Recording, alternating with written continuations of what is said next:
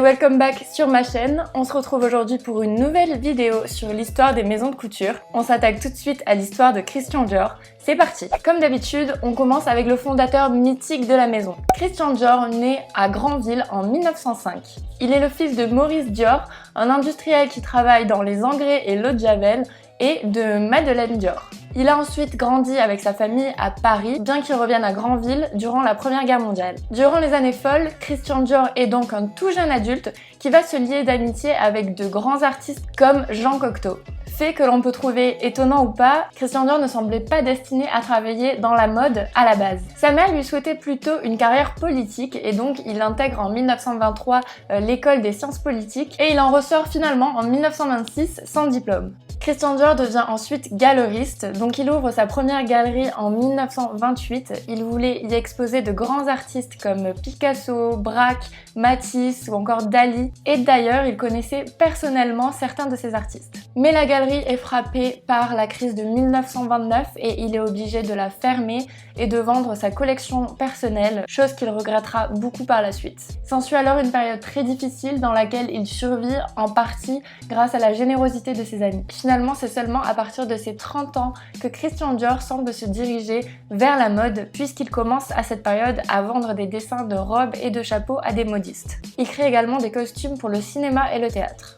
En 1938, Christian Dior est engagé par le grand couturier Robert Piguet comme modéliste dessinateur et il signe aussitôt 3 collections et va connaître un grand succès notamment grâce à un tailleur en pied de poule noir et blanc. Puis la Seconde Guerre mondiale éclate et il est mobilisé pendant un an. Puis il revient à Paris en 1941 et entre chez Lucien Lelon, aux côtés notamment de Pierre Balmain. En 1945, il fait finalement la rencontre qui va bousculer sa carrière. Il rencontre Marcel Boussac, qui est un industriel que l'on surnomme le roi du coton et qui croit en son talent immédiatement. Boussac investit 60 millions de francs et lui accorde une maison à son propre nom. Et c'est ainsi que la maison Christian Dior naît. Son premier défilé a lieu en 1947 et c'est un véritable bouleversement pour la mode d'après-guerre. Christian Dior est à l'origine de la création d'un style révolutionnaire qui s'appelle le New Look. Ce style est notamment caractérisé par des jupes amples et gonflées qui s'arrêtent à mi-mollet, une taille cintrée, une poitrine ronde et des épaules assez étroites. Bref, en gros, c'est une silhouette qui suit les lignes du corps des femmes. Bien que leur style soit opposé, Christian Dior se place avec Gabriel Chanel comme les créateurs qui ont fait le renom de la haute couture française. Le style New Look s'achève finalement en 1953 et sera remplacé par la ligne H, une ligne tout en longueur où la taille disparaît et les courbes sont peu à peu gommées, et qui rappelle notamment le style des années 1920. La mode de cet automne, la voici telle que Christian Dior en a fixé la silhouette, calquée sur les 2 parallèles de la lettre H. Nous nous ferons aux poitrines discrètes, haut placées et à ce buste long qui s'appuie sur les hanches, effilées certes, mais bien dessinées. Viendront ensuite la ligne A, donc c'est une silhouette au buste allongé, s'épanouissant en basque.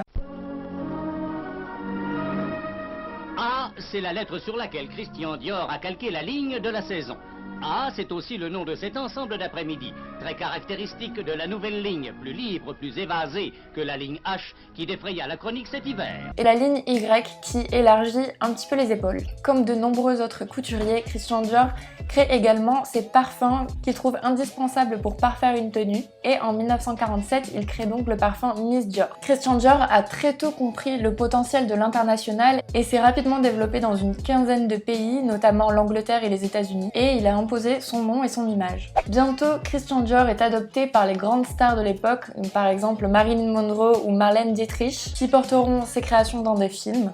Et finalement, en 1957, la maison Christian Dior est à l'origine de 50% des exportations de la haute couture française. Finalement, en octobre 1957, à l'âge de 52 ans, Christian Dior décède d'une crise cardiaque. Donc passons maintenant à ses successeurs. Donc à sa mort en 1957, Yves Saint Laurent prend le flambeau de la direction artistique de la maison. Sa première collection est intitulée Trapèze et rencontre un très grand succès. Et Saint Laurent va un petit peu bousculer les codes de la couture encore très conservatrice des années 1950. Par exemple, il n'hésite pas à intégrer du cuir noir dans les collections et à s'inspirer un petit peu du monde urbain. Mais finalement, en 1960, Yves Saint Laurent tombe en dépression et quitte la maison. Il est remplacé par Marc Bohan, à qui on doit la création de la ligne Baby Dior en 1967 et Christian Dior Monsieur en 1970, et également l'arrivée de l'horlogerie en 1975. Marc Bohan habille de Dior des grandes personnalités comme Jackie Kennedy, les princesses de Monaco ou encore Elizabeth Taylor.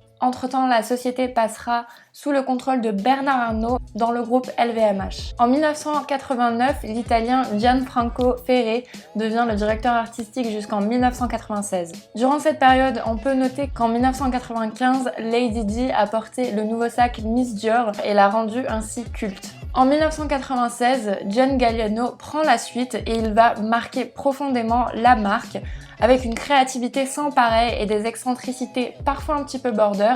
Par exemple, en 2000, il avait fait un défilé qui s'appelait Clochard et qui avait choqué le public. Finalement, en 2011, il est démis de ses fonctions pour avoir tenu des propos violents et antisémites. C'est le créateur Raf Simons qui le remplace et son accueil est assez mitigé car contrairement à tous ses prédécesseurs, il retourne à un style jugé un petit peu trop minimaliste. En revanche, il s'inspire beaucoup du New Look des débuts. Donc en 2016, finalement 70 ans après la création de la maison, c'est Maria Grazia Chiuri qui est choisie pour remplacer Raf Simons. Et donc c'est la toute première femme de la maison qui prend le rôle de directrice artistique. Dès le défilé printemps-été 2017, elle frappe fort avec un t-shirt au slogan « We should all be feminist ». Elle semble donc assez engagée et d'ailleurs, durant le défilé de la Fashion Week Haute Couture 2020, elle a collaboré notamment avec une artiste féministe américaine. Ces créations donnent l'image d'une femme forte qui rend hommage du coup au New Look créé par Christian Dior dans les années 50. Pour conclure, Christian Dior était donc un couturier novateur qui a maintes fois révolutionné la silhouette féminine, notamment du coup avec le New Look, mais aussi avec les autres lignes qui ont suivi. C'était un couturier dont les nouvelles collections étaient toujours attendues et surprenantes. Ses successeurs aussi sont des géants de la mode et pour moi c'est assez significatif du poids qu'a la maison sur la scène de la mode.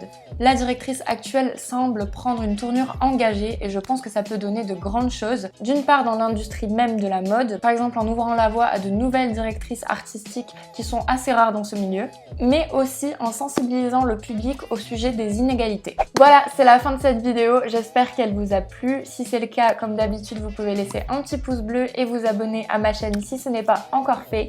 En attendant, je vous dis à très bientôt, bisous!